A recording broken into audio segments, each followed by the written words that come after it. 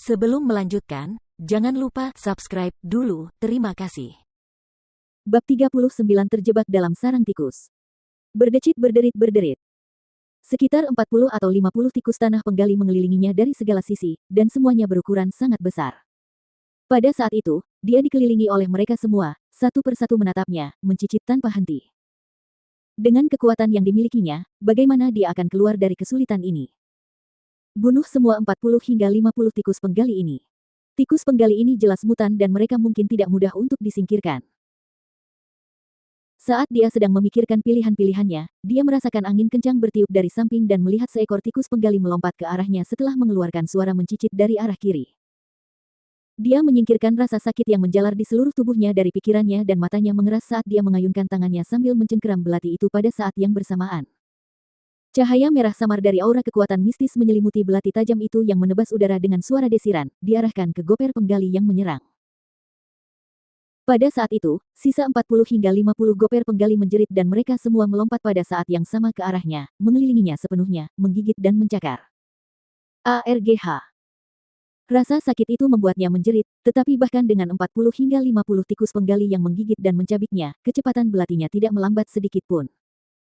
Pada saat itu, dia seperti inkarnasi kematian saat dia menjerit sementara tubuhnya berputar dengan belatinya yang mencambuk secepat kilat, menusuk dan menarik kembali, hanya satu pikiran yang memenuhi benaknya, dan itu adalah untuk tetap hidup. Mencicit. Berdecit berderit. Jumlah mayat goper penggali yang berjatuhan di tanah makin banyak, dan sisanya tidak berani mendekatinya lagi. Mayat-mayat tikus penggali telah menumpuk membentuk bukit kecil di sekelilingnya dan bau darah yang pekat tercium sangat menyengat di ruang gelap dan sempit itu. Sedangkan Feng Jiu, tubuhnya dipenuhi darah yang menetes, baik darahnya sendiri maupun darah tikus penggali. Ayo, kau tidak akan menyerangku lagi. Nada suaranya yang dingin dipenuhi dengan tantangan jahat dan tatapannya menyapu setiap goper penggali yang perlahan mundur. Seluruh tubuhnya berkobar dengan pembunuhan yang haus darah dan dirinya yang berlumuran darah membuatnya tampak seperti kematian yang berlumuran darah yang datang untuk merenggut nyawa mereka. Rasa haus darah yang mengerikan yang berasal dari seluruh keberadaannya sendiri sudah cukup untuk membuat goper penggali lainnya terlalu takut untuk melangkah maju. Terlalu takut. Hah, aku belum selesai membantai. Pada saat yang sama suara jahatnya berhenti, tubuhnya segera bergerak, belati tajam itu berkilau dingin saat menusuk ke arah tikus penggali lainnya. Kecepatan luar biasa yang dimiliki belati itu membuatnya tidak bisa menghindar.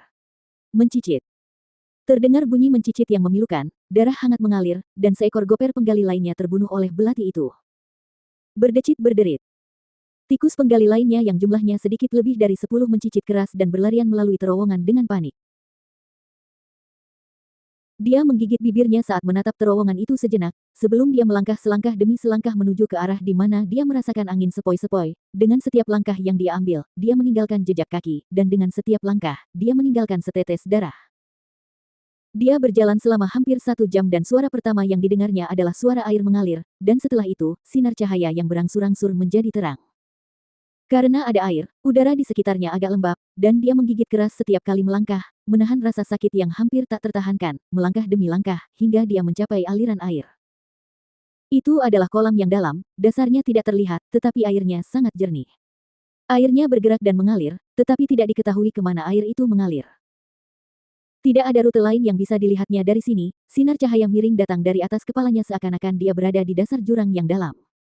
Saat air mengalir menuruni dinding curam dalam aliran air tipis, dinding itu tertutup lumut hijau dan ganggang, sementara tanaman merambat menjuntai. Dia melirik mereka sekilas lalu mengalihkan pandangannya kembali. Yang perlu dia lakukan sekarang bukanlah meninggalkan tempat ini, tetapi mengkhawatirkan luka dan cedera di tubuhnya. Jika gigitan dan cakaran dari tikus penggali itu tidak diobati, luka-luka itu akan terinfeksi dan bernanah. Untungnya, ia menemukan kolam air yang jernih ini. Dia menanggalkan pakaiannya yang berlumuran darah dan dengan hati-hati meletakkan telur emas itu ke samping, sebelum dia meluncur ke dalam kolam, membiarkan air yang jernih dan dingin membersihkan dan membasuh luka-lukanya.